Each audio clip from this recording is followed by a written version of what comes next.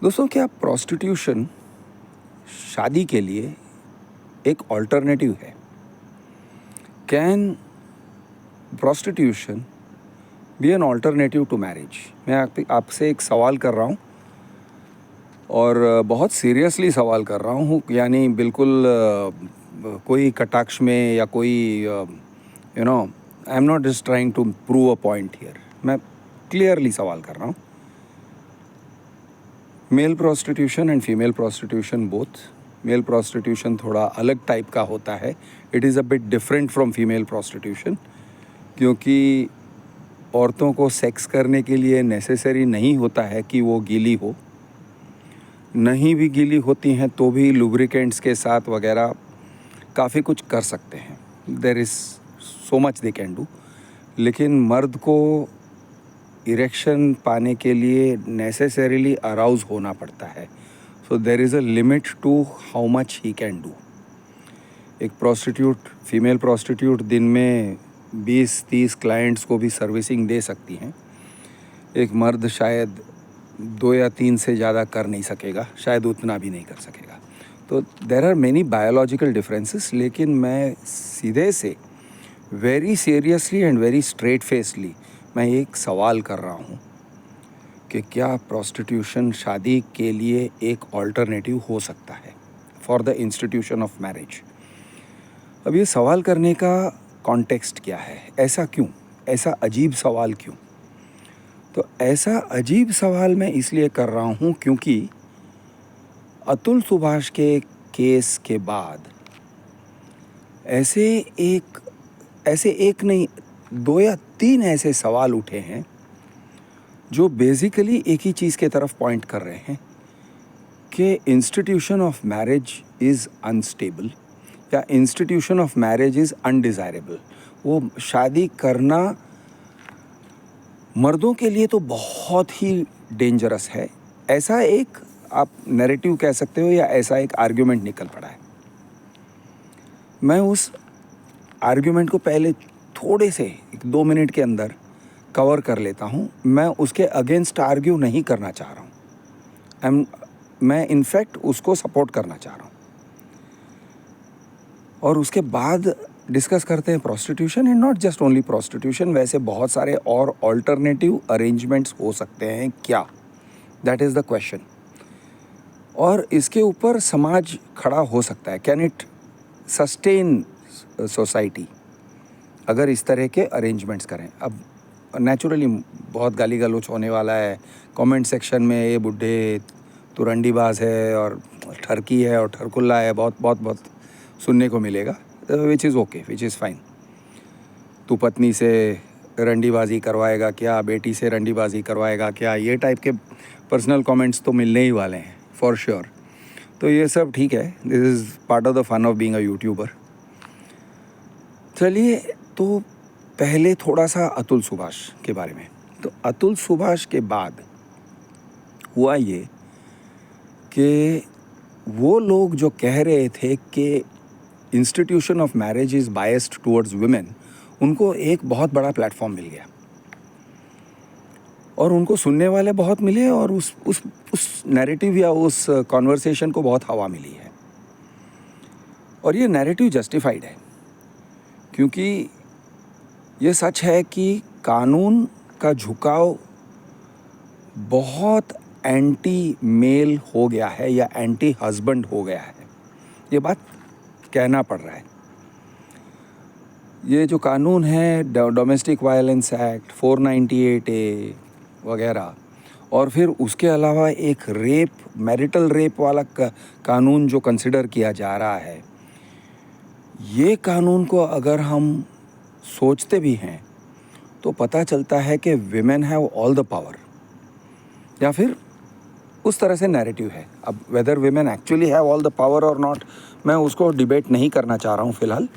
So I am going to take the stance कि भाई हाँ, ये सच है कि women have all the power, कि वो चाहे तो तुम्हें जेल में डाल सकती हैं और तुम्हें ही नहीं, तुम्हारे पेरेंट्स को, तुम्हारे भाई बहन को, सबको अंदर करवा सकती हैं under 498A dowry harassment act या फिर अंडर डोमेस्टिक वायलेंस एक्ट या फिर अंडर मैरिटल रेप एक्ट वो आपको अंदर करवा सकती हैं।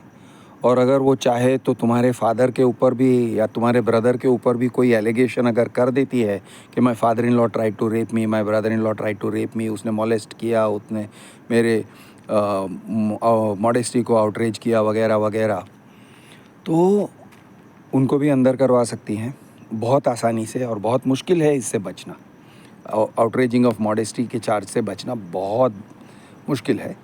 सो true enough it is a very imbalanced situation, मानना पड़ रहा है। ओके और अभी के लिए of course there must be counter arguments, और बहुत सारे हैं, लेकिन मैं उस काउंटर आर्ग्यूमेंट पे जाना नहीं चाहता हूँ। अभी मैं स्ट्रेट जाना चाहता हूँ कि कानून को बदलना एक अल्टरनेटिव है, लेकिन अगर कानून को भी बदलते हो तो भी लोगों का विश्वास इंस्टीट्यूशन ऑफ मैरिज से उठ गया है। और वो क्यों? वो इसलिए क्योंकि एक तो हमारा कल्चर बहुत मटेरियलिस्टिक और एग्जिबिशनिस्टिक हो चुका है। मी फर्स्ट वाला इंडिविजुअलिज्म भी आ चुका है। औरतें रील्स बनाती हैं और शादीशुदा औरतें भी रील्स बनाती हैं, तरह तरह की रील्स और ये टाइप के सब करती हैं। ये ओनली फैंस का ज़माना है, तो यानी कोई कंट्रोल नहीं रहा, वो टाइप से एक परसेप्शन आ गया है। एंड ये तो हम अग्री करते हैं कि men are the demanders of sex, women are the suppliers of sex and all things, sexual stimulation जिसको कह सकते हैं। तो वो सेक्सुअल स्टिमुलेंट्स वो लोग प्रोवाइड कर रहे हैं और हम लोग मर्द लोग कंज्यूम करते हैं। तो ये एक इक्वेशन बन चुका है in modern times 21st century में। तो ये एक दूसरा कारण है। तीसरा कारण है कि हाइपोथेटिकली कोई भी औरत, आपकी बीवी क्यों ना हो, आपकी बीवी किसी भी मर्द के साथ अफेयर कर सकती हैं in the privacy given by WhatsApp और other social media tools, communication tools, Snapchat type के टूल्स को लेके वो बहुत कुछ कर सकते हैं। They can have an affair, यानी सिर्फ एक इतना बचता है कि वो फिज़िकली मिलने के लिए कहीं बाहर जाना पड़े, लेकिन फिज़िकली न मिले तो she can maintain a full on बेवफा type relationship with one boyfriend और multiple boyfriends. Of course men के लिए भी ये एप्लीकेबल है, लेकिन स्टोरीज़ औरतों का होता है क्योंकि औरतों के सेक्सुअलिटी को कंट्रोल किया गया है traditionally through marriage, through the institution of marriage. और ये कंट्रोल टूटता हुआ नज़र आ रहा है क्योंकि WhatsApp, Snapchat and other social media tools. तो ये होता है कि यानी बेसिकली आपके घर के अंदर कोई अजनबी प्रवेश कर सकता है। एंड ऑफ कोर्स टिंडर जैसे डेटिंग ऐप्स भी हैं। तो कोई अजनबी को आपके घर के अंदर प्रवेश करना मुश्किल नहीं है, आपको पता भी नहीं चलेगा, बिकॉज आपके वाइफ की जो basically she has a personal device, smartphone. तो उस एक चोर दरवाज़ा मिल गया है for anybody to enter your house, जो ट्रेडिशनल मैरिज में नहीं था, जो ट्रेडिशनली पहले ऐसे नहीं हुआ करता था। हमेशा से एक कंट्रोल रहा करता था। अगर लैंडलाइन फ़ोन भी हुआ करता था तो, और आपके वाइफ के लिए कोई कॉल आता और कोई गैर मर्द अगर कॉल करता था तो भाई सवाल उठता था, ये भाई, ये रमणीक भाई ने आपको फ़ोन किया तो ये कौन है रमणीक भाई? फिर उसे कहना पड़ता था ये रमणीक भाई टेलर है और मैं ब्लाउज़ फिटिंग के लिए जा रही हूँ। अब ब्लाउज़ फिटिंग एक बार हो सकता है, बार बार करने जाओगे तो भाई सवाल उठेगा, ये रमणीक भाई ब्लाउज़ फिटिंग कर रहा है या क्या बबले दबा रहा है? तो ये टाइप के कंट्रोल्स रहते हैं। अब वो सारे कंट्रोल्स बाईपास हो गए because of WhatsApp, because of Snapchat, because of possibility of face timing, including नंगी फेस टाइमिंग वगैरह वगैरह। तो यानी use your imagination, but smartphone ने पूरी तरह से पॉसिबिलिटी खोल दिया है कि आप बेवफाई करना चाहते हो तो कर सकते हो. This of course is applicable to men and women both. लेकिन फिर भी मैं इस कॉन्वर्सेशन में थोड़ा विमेन के ऊपर ही फोकस रखने जा रहा हूँ. थोड़ा सा मिसोजिनिस्टिक लग सकता है, बट फॉर दिस कॉन्वर्सेशन मैं उस तरह से करने जा रहा हूँ. तो ये है थर्ड थिंग. फोर्थ ये होता है कि औरतों के ऊपर ही, उनके नेचर के ऊपर सवाल उठाए जा रहे हैं, उनके बेसिक नेचर पे, कि औरतें ना हाइपरगैमस होते हैं, विमेन आर हाइपरगैमस. ये टाइप का एक नैरेटिव निकल पड़ा है. मर्द लोगों को उनके ऊपर भरोसा ही नहीं करना चाहिए, क्योंकि औरतें ना हमेशा they are gold diggers. Basically वो बेवफा हैं. They are always dishonest. Dishonesty उनका एक फीचर है. इस टाइप से एक पूरा कॉन्वर्सेशन निकल चुका है. तो ये भी एक है कि इट इज़ यानी औरतों, इट इज़ एंटी मैरिज. ये जो नैरेटिव है, ये नैरेटिव मैरिज के अगेंस्ट एक बहुत बड़ा आर्ग्यूमेंट पेश करता है कि औरतें बेवफा हैं, उनके हाथ में बहुत ज़्यादा पावर आ गया है. पहले जब उनके पास पावर कम था, कम्युनिकेशन का पावर, कानून का पावर, ओके, सोशल मीडिया का पावर, इंक्लूडिंग ये जो ओनली फैंस चलाने का पावर या रील्स बनाने का पावर, जो भी है, सारे जो पावर्स हैं, वो पावर जब कम थे तो वो काबू में रहते थे और शादी का जो इंस्टीट्यूशन था वो चल सकता था. लेकिन अब शादी का इंस्टीट्यूशन अनस्टेबल हो गया है. सबको डर लग रहा. हाँ, एक और पावर ये भी है औरतों का कि औरतें जॉब करती हैं. और पहले जो था कि औरतें जो जॉब करती थी वो थोड़े लोअर लेवल्स में जॉब करती थी. यानी कि औरतों के जॉब्स किस तरह के हुआ करते थे, 20, 25, 30 साल पहले नर्सेस हुआ करते थे. फीमेल डॉक्टर्स थे लेकिन रेयर थे, उनका रेशियो कम था. फीमेल्स नर्सेस होते थे, मेन बॉसेस होते थे, और women usually employees at a lower level होते थे. तो अपर मैनेजमेंट में वगैरह वगैरह औरतें कम दिखती थी. You didn't see too much. पत्रकार भी, मुझे याद है कि जब मैं पत्रकार था बैक इन 86, 87, तो औरतें एक माइनॉरिटी में थे. एक ऑफिस में अगर 10 मर्द थे तो 1 या 2 औरतें थी. तो there was a higher ratio of men. कुछ डोमेन्स थे जैसे कि इंजीनियरिंग, जहाँ पे औरतें कम थी, मर्द ज़्यादा थे.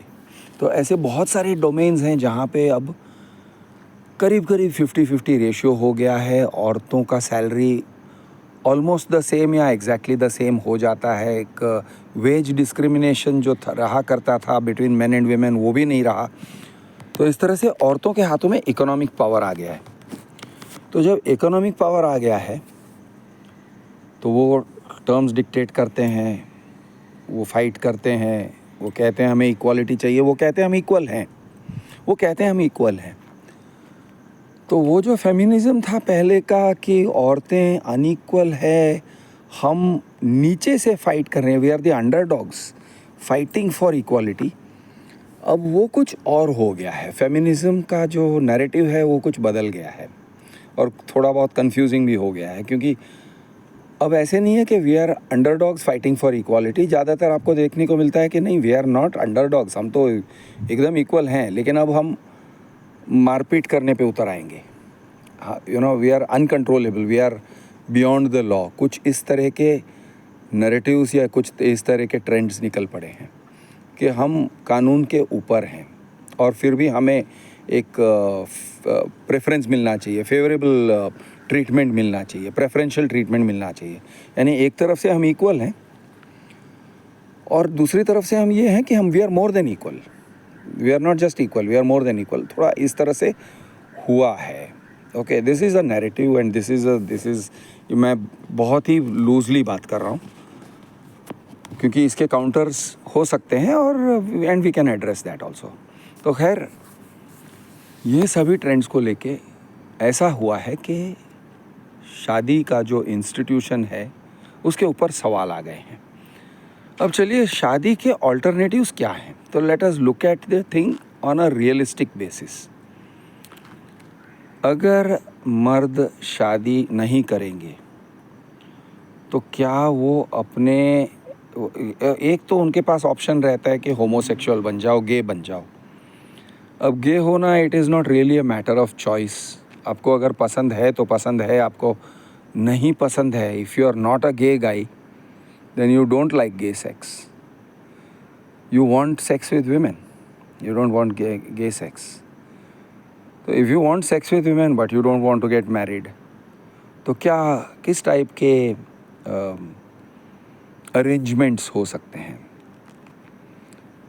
एक हो सकता है बॉयफ्रेंड गर्लफ्रेंड वाला रिलेशनशिप, लेकिन आप अगर बॉयफ्रेंड गर्लफ्रेंड वाले रिलेशनशिप को ले लो लेकिन उसको उसमें अंदर से एक्सपेक्टेशन ऑफ मैरिज को निकाल दोगे, she cannot expect to get married to this guy.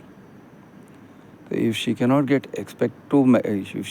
expect to get married to this guy, तो फिर अल्टरनेटिव क्या है?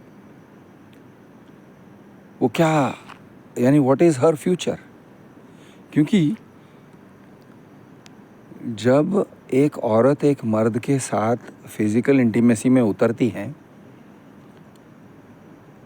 She is investing something of her self. एक लॉन्ग टर्म इन्वेस्टमेंट हो रहा है उसका। उसकी शेल्फ लाइफ कम है, उसकी सेक्सुअल शेल्फ लाइफ कम है।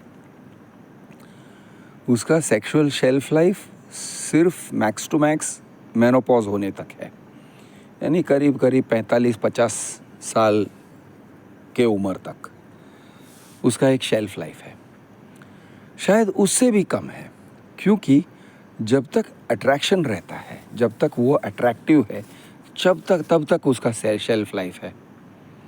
अब उसके साथ यंगर कॉम्पिटिटर्स बहुत हैं, क्योंकि एक औरत प्रोस्टिट्यूट या एक प्रोमिस्क्यूअस औरत शायद दिन भर में 10-15 मर्दों से सेक्स कर सकती हैं। एक मर्द 10-15 औरतों से नहीं कर सकता है, उसके लिमिटेशंस हैं, उसके फिज़िकल लिमिटेशंस है। वो शायद 1 या 2 कर सकता है, 2 करेगा तो पर डे रोज़ नहीं कर सकेगा, he is not capable of it. यानी on an average man are not like that. लेकिन विमेन, वेश्याएँ routinely 10-15 customers not too much of a problem. तो उनका बायोलॉजी उनको सपोर्ट करता है। अब वो उनका बायोलॉजी उनको सपोर्ट करता है, that specially the younger women older women की कॉम्पिटिटर्स हैं। मर्द लोग यंगर विमेन के पास जाएंगे, औरत तो ओल्डर विमेन के पास कोई नहीं आएगा। यानी जैसे ही उसकी जवानी ढलने लगती है, शी स्टार्ट्स लुकिंग ओल्डर, उसके बूब्स सैग करने लगेंगे, उसके बम्स और बॉडी सैग करता है।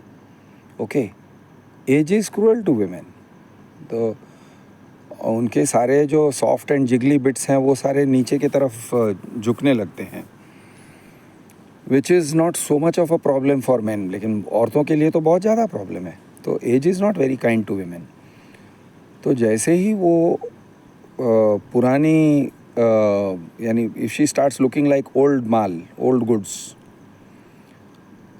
तो she starts losing her appeal, और फिर मर्द जो हैं वो चले जाएंगे यंगर विमेन की तरफ।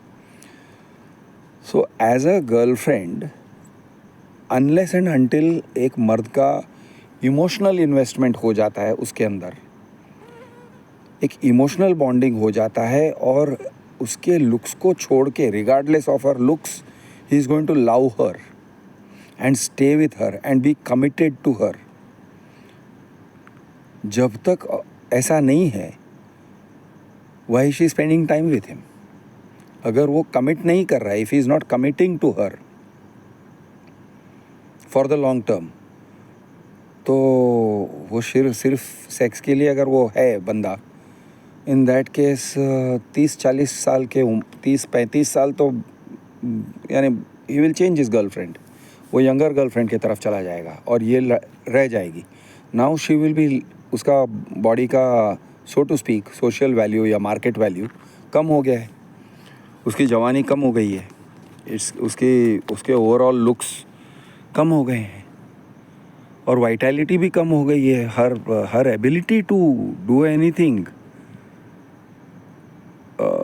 It has suffered. तो उसके ऊपर उसका डेप्रिसिएशन ज़्यादा जल्दी होता है, इन अदर वर्ड्स. तो ऐसे होते हुए औरत बॉयफ्रेंड गर्लफ्रेंड रिलेशनशिप में क्यों जाएगी? तो मैरिज का जो प्रॉमिस रहता है या लॉन्ग टर्म रिलेशनशिप का जो एक प्रॉमिस रहता है, उस प्रॉमिस की वजह से girls enter into the boyfriend girlfriend relationship. Long term commitment को निकाल दोगे तो there is very little left in it for them. अब अगर कहते हो नहीं, they can stay boyfriend girlfriend lifelong या without commitments, no strings attached, लेकिन बॉयफ्रेंड गर्लफ्रेंड रहेंगे, नो स्ट्रिंग्स अटैच्ड. और अगर एक मर्द ने एक औरत को 35 या 40 साल की उम्र में छोड़ दिया, यानी देसी भाषा में बोलेंगे तो चोद के यूज़ करके छोड़ दिया, शायद माँ बना के छोड़ दिया, made her pregnant, made her with child, या उसके 2-3 बच्चे भी हो गए और फिर उसने छोड़ दिया और वो इसकी गर्लफ्रेंड थी, उसकी वाइफ नहीं थी. तो कानून से एक रिक्वायरमेंट होगा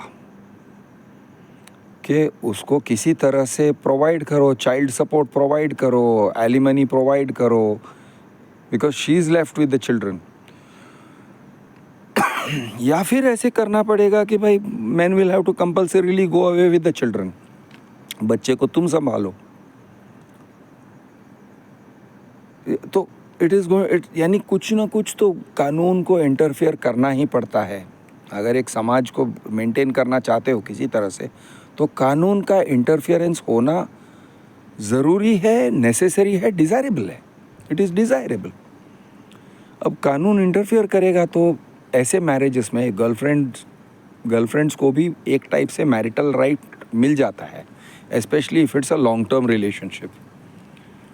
तो लॉन्ग टर्म अगर उनका सेक्सुअल रिलेशनशिप रहा है बहुत, यानी sexual and it is social also, it is, यानी एक औरत उस मर्द के साथ दिख रही है, लाइक फॉर एग्जांपल राहुल के साथ रसिका हमेशा 15 साल से 20 साल से राहुल हैज़ बीन विद रसिका.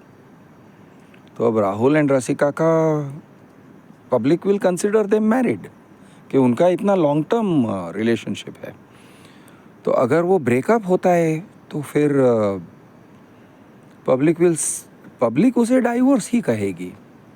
कानूनी तौर से it may become easier to divorce, कि भाई वो छोड़ दिया, लेकिन public will call it divorce.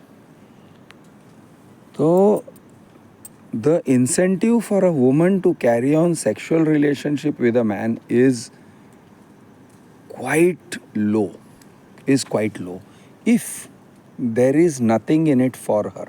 Long term commitment अगर नहीं है उसके लिए तो वो इंसेंटिव बहुत लो है.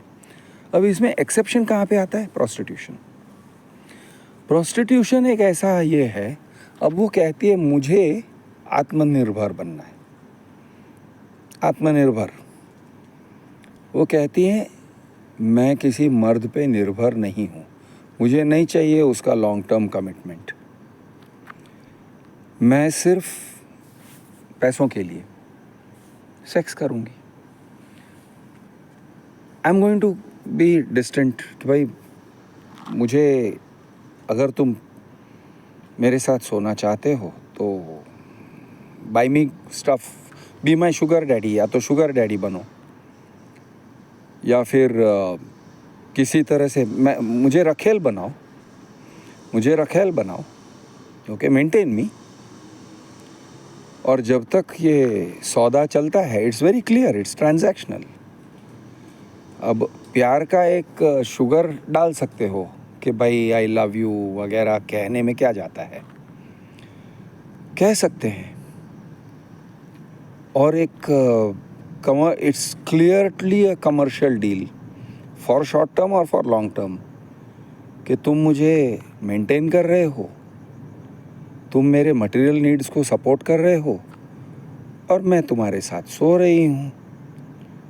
जैसे ही भाई मेंटेनेंस ख़त्म हो गया, तुम्हारा इंटरेस्ट उसमें ख़त्म हो गया, मेरा इधर इंटरेस्ट इसमें ख़त्म हो गया। अब वो क्या करेगी कि she will try to make sure कि भाई by the time she is 35-40 उसके पास इनफ पैसे हैं so that she doesn't have to depend on another guy. तो naturally she is going to be expensive to maintain. वो कहेगी ठीक है तू सो रहा है, मैं थोड़ा I'll demand a high price for it, not just a normal price, not 200-500 रुपए, not 1000-2000 रुपए। तो ये टाइप से it is going to be a costly arrangement। इसमें अगर मर्द he falls in love, she will say okay तो फिर शादी कर। अगर तू एक्सक्लूसिविटी चाहता है तो शादी कर मुझसे, give me long term commitment.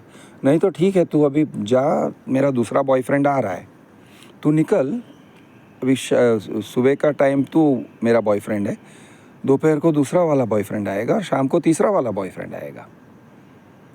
You can prevent मी, तुम्हारा कोई अथॉरिटी नहीं है, कोई राइट नहीं है। तो ये अरेंजमेंट हो सकता है। नाउ मैं ये हुलपट्टी की तरह नहीं कह रहा हूँ, आई am not saying this like देखो बॉयज़ या तो शादी का अरेंजमेंट होगा या प्रोस्टिट्यूशन का अरेंजमेंट होगा, so you don't like prostitution तो फिर शादी को मान जाओ। मैं ऐसे नहीं कह रहा हूँ, आई एम नॉट डूइंग दैट। मैं साइंटिफिकली कहना चाहता हूँ कि दिस इज़ एन ऑल्टरनेटिव। अभी ऑल्टरनेटिव वायबल हो सकता है, it can be a viable alternative. मैं उसके लिए आई am not arguing against it also. ये एक वायबल ऑल्टरनेटिव हो सकता है। अब औरत को सेक्स की ज़रूरत होती है, उसको भी होती है, लेकिन not in the same way as guys experience it. उसको थोड़ा ज़्यादा इमोशनल सपोर्ट वाला एक्सपीरियंस चाहिए। She wants the dating experience to the best of my understanding, जिस तरह से मैंने उनको समझाया, जितना मैंने उनको समझाया। औरतों का what women get out of a relationship is something different. What men get out of a relationship is something else. तो मैं ये नहीं कह रहा हूँ कि उनके और इनके बीच में कोई कॉमन फैक्टर नहीं है, बिल्कुल कॉमन फैक्टर्स हैं, बहुत कॉमन फैक्टर्स हैं। लेकिन मैं उस चीज़ की बात कर रहा हूँ that what is not common. तो औरतों को चाहिए थोड़ा इमोशनल कंटेंट, थोड़ा इमोशनल सपोर्ट, थोड़ा अफर्मेशन ज़्यादा चाहिए होता है। मेन को जहाँ पे 2 या 3 घंटों में सेटिस्फैक्शन होता है, औरतों को they need a longer commitment of time. तो ये होगा कि भाई demand and supply, a woman में be a prostitute for one guy, वो उसके साथ सोएगी। She may have another guy for emotional support. अब आप कहोगे वो उसका कक है या वो उसका पिम्प है या जो भी कहोगे, अब वो जैसा भी हो, वॉट एवर द रिलेशनशिप में बी, वो कहेगी यू आर माई गाई, यू आर माई डूड, और तुम मेरा ख्याल रखते हो और तुम मुझे डिफेंड करते हो। बाय द वे प्रोस्टिट्यूशन में ऐसे ही कुछ हो जाता है कि one of the things is there is a prostitute and there is what they call the john. The john क्या होता है? John is like a tough guy जो फिज़िकली उसे एक तरह से प्रोटेक्ट भी करता है। अगर कस्टमर उसके साथ, औरत के साथ ज़्यादा ये करेगा ना, प्रोस्टिट्यूट के साथ ज़्यादा मिसबिहेव करेगा या मारेगा या पैसे नहीं देगा वगैरह, तो जॉन उसकी पिटाई करके आ जाएगा। उसको यानी वो जॉन इज़ अ डेंजरस गाई। एट द सेम टाइम वो प्रोस्टिट्यूट से भी पैसे लेता है और उसके अर्निंग्स पे वो डिपेंड करता है। तो एक टाइप का वो एक पैरासिटिकल या सिम्बायोटिक रिलेशनशिप है, the John and the prostitute. और कई औरतें यानी प्रोस्टिट्यूट्स पसंद करती हैं कि मेरे पास एक जॉन होना चाहिए जो ओवरऑल एक स्टेबिलिटी दे सके। Maybe you are going to have that relationship, there will be a john, there is a prostitute and there is a customer. या फिर ककोल्ड वाला रिलेशनशिप होता है, देयर इज़ अ कक, उसने शादी किया है, and then there is the wife and there is the lover of the wife, जिसको बुल कहते हैं। तो ये टाइप का रिलेशनशिप हो सकता है, इट इज़ पॉसिबल। तो बुल आएगा, प्यार करेगा, चोदेगा, ही विल स्पेंड टाइम, मज़े करेगा, जाएगा। कक्के और इसके बीच में ज़्यादा इमोशनल बॉन्डिंग है, ये टाइप का रिलेशनशिप हो सकता है। मतलब एंड ये मेन स्ट्रीम, मैं ये I am not talking about it as being एक कहीं किसी कोने में छुपा हुआ, you know, as it is now, it is a hidden aspect. ये सब है ऑलरेडी, बाय द वे। ये सब जो मैं डिस्क्राइब कर रहा हूँ, ये टाइप के रिलेशनशिप्स हैं, और इससे ज़्यादा डाइवर्स भी रिलेशनशिप्स हैं ऑलरेडी, लेकिन ये सोसाइटी के मेन स्ट्रीम में नहीं है। ये सोसाइटी के एकदम बाजू के बाइलेंस में है, दूर दूर के कहीं छुपे हुए कोने में, किसी अंधेरे में किया जा रहा काम। तो ये जो है, this can become mainstream. अब is it desirable? I am not saying it's not desirable, ठीक है, if that is what floats your boat. अगर ऐसे होना है तो ऐसे होगा समाज में, वो ये एक अरेंजमेंट माना जाएगा। अब यहाँ पे भी कुछ ना कुछ तो कानून कहीं ना कहीं तो आएगा ना कहीं कानून तो एंट्री लेने वाला है। If a bull beats up the prostitute बोलो या हिज लवर बोलो, उसको जो भी बोलते हैं, हॉट वाइफ, तो बुल अगर उसको पीट देता है, या स्टैग जिसको कहते हैं, द कक, वो बुल के साथ पिटाई करेगा या उसकी वाइफ के साथ पिटाई करेगा, the shared person, the shared woman, तो कानून कहीं ना कहीं तो कुछ ना कुछ तो कानून बनेंगे to protect her in that situation, because she is physically weak. तो फिज़िकल वीकनेस होने के वास्ते प्रोटेक्ट करने के लिए कुछ तो कानून बनेंगे। तो फिर ये सभी चीज़ों को लेके कानून बनेंगे, यानी इनको रेगुलेट किया जाएगा। अगर ये मेन स्ट्रीम हो गए तो इनको रेगुलेट किया जाएगा। इसलिए क्योंकि प्रोस्टिट्यूशन को आउटलॉ करके रखा है, तो उसको किसी तरह से रेगुलेट करने का एफर्ट नहीं किया जा रहा है। रेगुलेटर्स है ही नहीं, इट इज़ वेरी डिफ़िकल्ट और इम्पॉसिबल टू रेगुलेट इट, क्योंकि वो एक समाज के मार्जिन्स पे है। ओके, तो आप उसको इग्नोर कर सकते हो, उसके सारे प्रॉब्लम्स को इग्नोर कर सकते हो, प्रोस्टिट्यूट्स के प्रॉब्लम्स को आप एज अ सोसाइटी इग्नोर कर सकते हो, क्योंकि वो मेन स्ट्रीम नहीं है। लेकिन मेन स्ट्रीम हो गया तो, फॉर एग्जांपल, ऐसे सोचो कि प्रोस्टिट्यूशन को डीक्रिमिनलाइज किया जाता है, it is made main stream. और आप जिस तरह से बाल कटवाते हो ना, फॉर एग्जांपल आज मैंने बाल कटवाने और दाढ़ी करवाने मैं गया था बार्बर शॉप में, और कटवा के आधे घंटे के अंदर आ गया। अब I engaged with a barber. It was not an intimate act. He was touching my face, he was touching my hair, उसने मेरे बाल काटे, but it is not intimate. औरतें जाती हैं ब्यूटी सलून में और उनका इंटीमेट एरियाज़ को ट्रिम करते हैं, लेग्स को ट्रिम करते हैं, बुश को ट्रिम करते हैं, ये सब होता है। ब्राज़ीलियन वैक्स करते हैं, एनल ब्लीच करते हैं, पता नहीं क्या क्या करते हैं। ब्राइडल ब्लीचेस होते हैं, जो एनल ब्लीच होता है, वजाइनल, इसको यानी बहुत कुछ होता है। But it is not intimate. Of course वहाँ मर्द नहीं होते हैं, औरतें होती हैं जनरली। लेकिन अगर मर्द भी हुआ और उसने he gave your wife a trim in the bikini areas, it would not be N intimate act, it is just a commercial act. वो कमर्शियली करता है। मैस्यूअर्स हैं जो पूरे बदन को टच करते हैं, मसाज देते हैं। It is not an intimate, it's not emotionally intimate, वो एक सर्विस है। तो अगर एक मसाज पार्लर है जहाँ पे they massage you and give you जिसको कहते हैं हैप्पी एंडिंग, ओके, यानी हिला के देती हैं या चूस के देती हैं, जो भी है, it will just turn into a service. उसमें कोई इंटीमेसी नहीं रहेगा। जिस तरह से मैंने कहा, मेरी वाइफ को फ़ोन करके कहा कि मैं बाल कटवाने जा रहा हूँ मेरे नेबरहुड सलून में, उसी तरह से मैं कहूँगा हाँ मैं जाके वो जॉनी एंड गर्ल्स के दुकान में जा रहा हूँ, थोड़ा सर्विसिंग करवा के आता हूँ, and it's just going to turn into a fact कि हाँ भाई वो गया था। सो मेरा कहने का मतलब है, अगर किसी चीज़ को नॉर्मलाइज कर देते हो, प्रोस्टिट्यूशन को रेगुलेट करते हो, I want to go for a massage, full body massage, हाँ चलो full body massage. Now would I prefer if a man or a woman gives me a full body massage? मेरे से पूछो, मैं कहूँगा I will prefer a woman. For me to prefer a man थोड़ा gay लग रहा है, it sounds a bit gay ना। I prefer a male massage masseur. No, actually I would prefer the soft hands of a woman.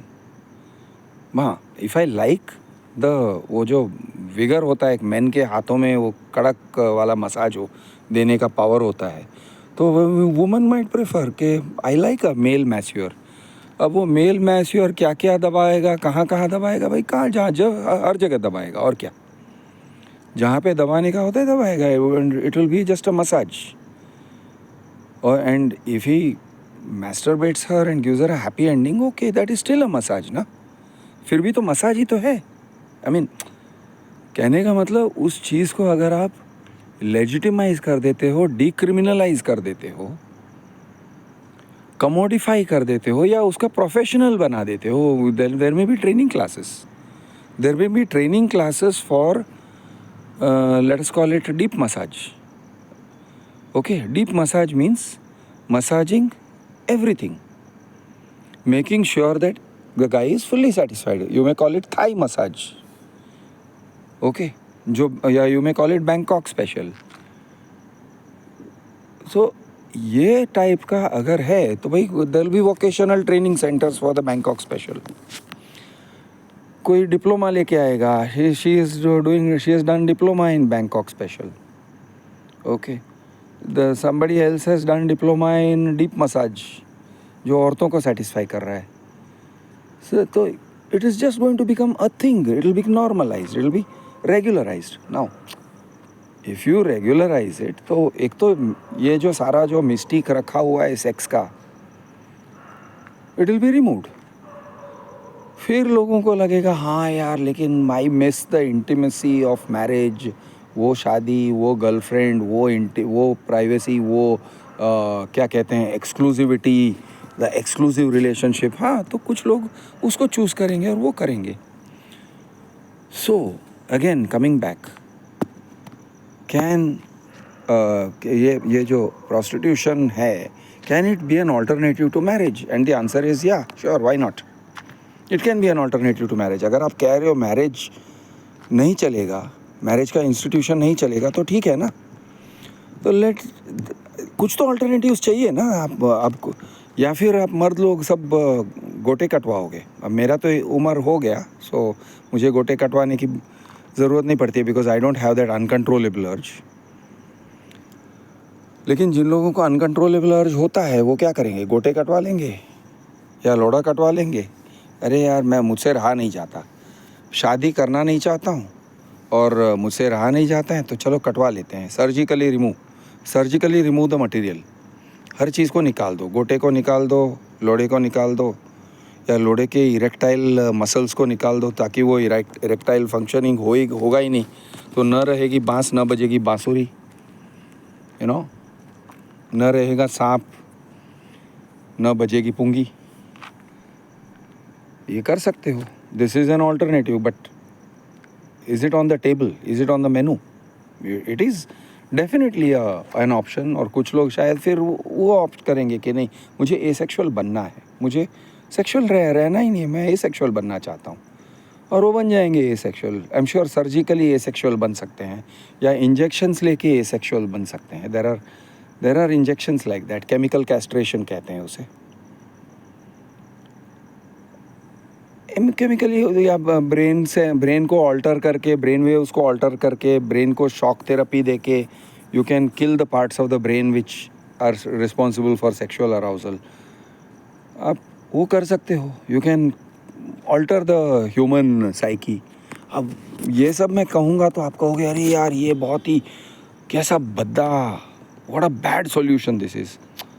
I am just saying भाई, अगर marriage नहीं है, अगर तुम औरतों के साथ रिलेशनशिप नहीं करना चाहते हो, अगर इंटीमेसी नहीं करना चाहते हो, अगर मैरिज बहुत रिस्की है, तो फिर ये सारे ऑल्टरनेटिव्स हैं। अच्छा, नॉन एक्सक्लूसिव मैरिजेस भी हो सकते हैं, लाइक अ लार्ज, जिसको हम पोलियामरी कहते हैं, कि औरतें और मर्द, मेनी ऑफ देम एक साथ रहते हैं लाइक अ ट्राइब। कभी राहुल ये सुचिता को चोदता है, और कभी वो इसके किसी और के साथ जाता है, और सुचिता किसी और के साथ जाती है, तो they have a good time together. बस it's comfortable and it's not about fucking, it's about living together, it's just about living together. बीच में अगर चौदम पट्टी होती है तो हुआ, नहीं होता है तो नहीं हुआ, किसी को मूड है तो बहुत हुआ, क्यों कोई नहीं करता है तो बिल्कुल नहीं करेगा, he just stays as part of the group. वो कुछ और यानी वो he may be providing leadership, लेकिन वो he may not be very interested in sex and intimacy. तो इस तरह से there will be groups of people, they can live together. हमेशा एक मैंने सोचा है, wherever you had these love triangle type situations, हम दिल दे चुके सनम में था लव ट्रायंगल, वो 7 दिन में था, कि लव ट्रायंगल मतलब वो द्वंद्व, कि मैंने प्यार किया इससे और मैं शादी करना चाहती हूँ, और या मुझे शादी करना पड़ रहा है उससे, ए से प्यार किया, बी से शादी करना पड़ रहा है, I am torn between the two. Why be torn between the two यार, मैरी बोथ ना. अब उन दोनों बंदों में कोई दुश्मनी नहीं है, if they are not forcing you to exclusivity, marry both, क्या प्रॉब्लम क्या है. या फिर सेम वे बहुत सारे ऐसे वो क्या कुछ होता है, मैं इससे भी प्यार करता हूँ, उसको भी प्यार करना है, A marries, A loves B, B loves C type of situation. ये टाइप के लव ट्रायंगल्स हैं. तो बहुत सारे टाइप्स के लव ट्रायंगल्स हैं. तो ठीक है ना यार, A B C are all friends, live together. Problem क्या है, वेयर इज़ द प्रॉब्लम. कोई कौन कह रहा है कि no you have to exclusively choose this and not that. आज के ज़माने में more than any other time लोग अपना लाइफस्टाइल चूज़ कर सकते हैं. हाँ, ये सामाजिक बंधन वगैरह हैं, ऐसे नहीं है कि सामाजिक लिमिटेशंस नहीं है, सामाजिक चैलेंजेस नहीं है, बिल्कुल हैं. कोई आपको किराए में घर नहीं देगा अगर आप कह रहे हो कि दोनों मेरी बीवियां हैं. शायद आपको सिर्फ ओनरशिप फ्लैट लेना पड़ेगा. ठीक है, ओनरशिप फ्लैट ले लो. अब ओनरशिप फ्लैट लेते हो तो कौन रोकता है अगर वो कहती है, उसकी पत्नी कहती है ये मेरी बहन है, या ये बहन है नहीं है, ये मेरी दोस्त है नहीं है, वो रहती है नहीं रहती है, कितने दिनों के लिए रहती है, कितने महीनों के लिए रहती है, कौन कंट्रोल कर रहा है. कोई कंट्रोल नहीं करेगा. There is no control. Who stays in your house, आपके सोसाइटी के मैनेजिंग कमेटी को कैसे पता है.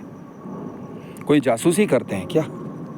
अगर कोई मर्द आके रहने लगे आपके घर में and he is your wife's boyfriend, जब तक तुम ऑब्जेक्ट नहीं करते हो, जब तक तुम लोगों के बीच में झगड़ा नहीं होता है, the society is not involved. झगड़ा होता है तो ठीक है, it is for you and to go to the police. जो भी है प्रॉब्लम, जो भी है, अब किस तरह से सॉल्व करते हो I don't know. There will be a new bunch of problems. But how is the society involved. Society is not involved. वो कहते हैं भाई तुम लोग क्या करते हो, I don't care. Same way तो 2 औरतें रहती हैं, 2 मर्द रहते हैं, कौन किससे शादी करता है, कौन बच्चा पैदा करता है, किसने किसके साथ बच्चा पैदा किया. अगर तुम हारमोनियसली 4 लोग फोरसम कर सकते हो, थ्रीसम कर सकते हो, एंड बाय द वे ये कोई it's not going to lead to भाई समाज का डिस्ट्रक्शन हो जाएगा, कलयुग हो गया, अब ख़त्म हो गया सब कुछ. No, nothing of the sort. ये सब टाइप के अरेंजमेंट्स पहले भी होते थे. आपने द्रौपदी वाला तो अरेंजमेंट सुना ही होगा. कौन सा कलयुग आ गया. द्रौपदी लिव्ड विद 5 हस्बैंड्स, कौन सा कलयुग आ गया. कुंती ने 5 अलग अलग देवों के साथ या मर्दों के साथ, whatever you want to call it, बच्चे पैदा किए. कौन सा कलयुग. या 6, नॉट इवन 5, 6. कर्ण को कहाँ भूल रहे हैं हम. कौन सा कलयुग आ गया. It was all normal. These things are normal. ये of all the people, Indians should know this. हमारे लिए तो बहुत ही नॉर्मल है भाई. हम लोग ये सब करते हैं. गोपियाँ शादीशुदा थी, कोई ऐसे सिंगल गर्ल्स नहीं थे. और Krishna, well you know the story, मुझे कहने की ज़रूरत नहीं है. Radha was supposed to be married, and then there is Krishna. She was Krishna's lover. Who am I to talk about it? यानी इट्स जस्ट योर माइथोलॉजी. आप सोचो कि हम लोगों का एक्सेप्टेंस और हम लोगों का टॉलरेंस कितना है. महाभारत के अपने जो कैरेक्टर्स हैं, 5 पांडव हैं, उनकी कितनी बीवियां थी, अर्जुन की कितनी बीवियां थी. आप ज़रा सोचो ना, कृष्ण की कितनी बीवियां थी. तो सब हर किस्म के अरेंजमेंट्स पॉसिबल है समाज में. समाज हमसे है, हम समाज से नहीं है. हम समाज को बनाते हैं. We define the rules, we make the rules collectively. हम अगर कहते हैं कि समाज में एक टाइप का मैरिज नहीं होना चाहिए, 5 टाइप के मैरिजेस होने चाहिए, तो ठीक है, 5 टाइप के मैरिजेस हो जाएंगे. और हम अगर कहते हैं कि prostitution should be an option and it should be main stream, और उसको डिक्रिमिनलाइज करो, it should not be criminal. Why is it criminal? ऐसे क्यों है? उसको क्यों जज कर रहे हैं? क्यों स्लट शेमिंग कर रहे हैं? क्यों समाज के बाहर रखते हैं वेश्याओं को? They are service providers, they are professionals. Professionals आप मानो या ना मानो, लेकिन जितना किसी आप अपने घर में झाड़ू मारने वाले, पोछा मारने वाले को तो ये नहीं करते हो, डिज़ॉनर नहीं करते हो. आप मैस्यूअर्स को डिज़ॉनर नहीं करते हो. आप कहते हो हाँ मसाज करती हैं, इट्स अ प्रोफेशनल. आप प्रोस्टिट्यूट को क्यों कह रहे हो कि शी इज़ गंदी है, उसको क्यों स्लट शेम कर रहे हैं? I are we slut shaming it? It is a normal thing. It's just another normal way to earn money and it's a normal way to live a life. तो उनको क्यों अंधेरे में, खोने में, किसी गंदी नाली में रहना पड़ रहा है? You don't do that. Decriminalise it, bring it main stream. और कानून का कहीं ना कहीं हर जगह पे हस्तक्षेप होने वाला है. हस्तक्षेप, if I got the right word right, interference होने वाला है. कानून, क्योंकि कानून का काम है लॉज. कानून मतलब कानून व्यवस्था और एंड द लॉज, यानी administration of justice and laws. उनका काम है, कानून का काम है कि जो वीकर पार्टी है उसको प्रोटेक्ट करे, जो लोग वल्नरेबल सेगमेंट है उनको प्रोटेक्ट करे. Vulnerable segment, prostitute will be a vulnerable segment, कि कोई मारपीट ना करके जाए, या कोई चीट ना करे, या कोई उसको रेप ना करे. Even a prostitute deserves not to be raped. Okay, उसके साथ वायलेंस ना करे, उसको फोर्स ना करे. She has the right to say no. She is a prostitute but she has the right to say no. Force ना करे. तो ये सब रेगुलेट करने के लिए कानून होगा. बट कानून, कानून इज़ डिफेक्टिव. कानून बाय इट्स वेरी नेचर एक डिफेक्टिव चीज़ है. Justice is defective, the judiciary is very defective. तो you will have defective justice. लेकिन कुछ ना कुछ तो रहेगा ही, यानी हमको ग्रम्बल करने के लिए कुछ ना कुछ रहेगा. जैसे अब मर्द लोग कह रहे हैं कि नहीं शादी करना ही नहीं चाहिए, we should not get married, ये क्या है? ठीक है, तो अभी उनकी शिकायतें प्रोस्टिट्यूट की तरफ चली जाएगी. हम लोग क्यों रंडी के पास जाते हैं, मर्द बन के मुठिया मारो, यू नो. तो मैं जब छोटा था, हमारे स्कूल में इस टाइप के फ़नी पोएट्री सर्कुलेट हुआ करता था. तो एक मुझे याद है, चूतों को मत चोदो, चूत में होए गंदा नीर, मर्द बन के मुठिया मारो, कहवत संत कबीर. तो ये इस तरह के फिलॉसफी, किड्स फिलॉसफी या kids idea of poking fun at establishment. तो ये टाइप के अगर तुम कहते हो मैग्टो, men going their own way वगैरह, मेंस राइट्स आर इम्पॉर्टेंट, बात सही है. कानून को बदलने की ज़रूरत है, वो सही है, लेकिन आप ये अगर कहते हो कि नहीं नहीं हम we will go our own way means there is you want to be a man or not, you want to be male or not. आप मैन बनना चाहते हो, मेल रहना चाहते हो ना, या गोटे कटवाना चाहते हो? अगर मेल रहना चाहते हो तो some permutation combination you'll be engaging with women. You don't want to engage with women, ठीक है भाई, get a guy to suck you off or give you his bum,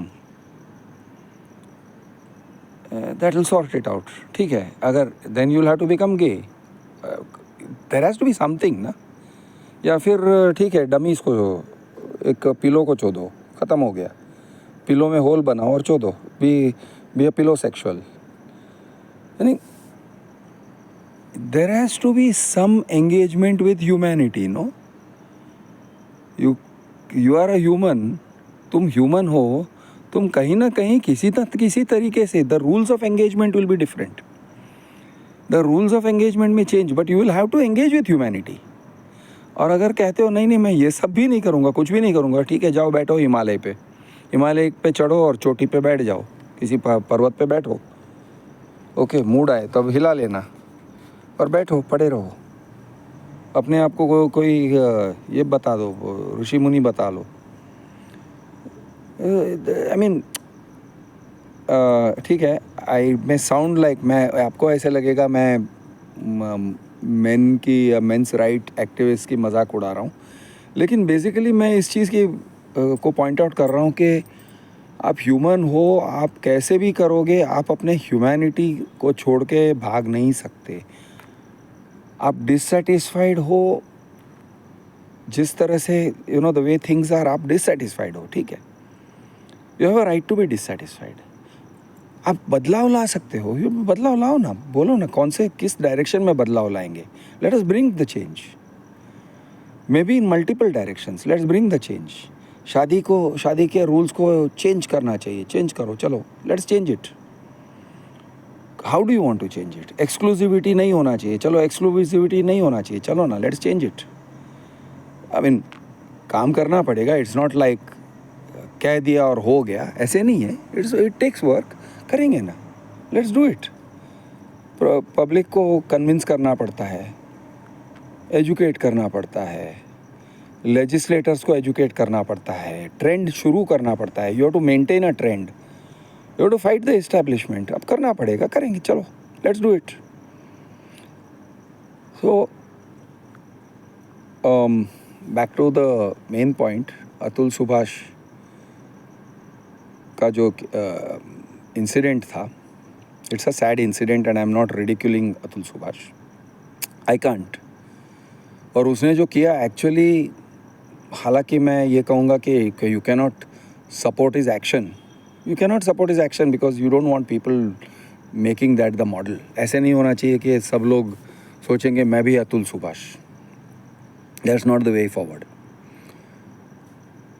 लेकिन एट द सेम टाइम उसने जो किया, he is definitely struck a very strong blow, he is hit the establishment और लोगों को जागरूक किया है। ही इज़ डेफिनेटली एक ऐसी चीख निकली है in favour of change, in favour of बदलाव, अगेंस्ट द स्टेटस को, कि ऐसे नहीं होना चाहिए, ऐसे हो नहीं सकता है, हमें बदलना पड़ेगा ये चीज़।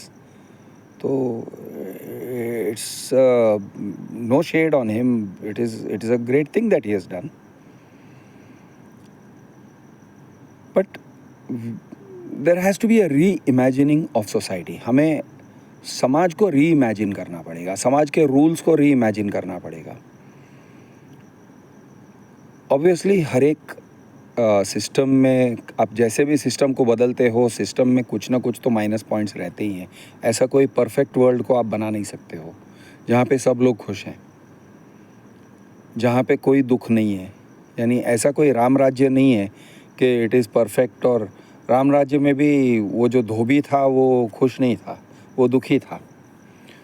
और वो जो बड़बड़ कर रहा था अपनी पत्नी से कि तू कहीं और रह के आई है, अब मैं भगवान राम जैसा नहीं हूँ कि तू किसी के यहाँ रात बिता के आए तो मैं तुझे अपने घर में रख लूँ।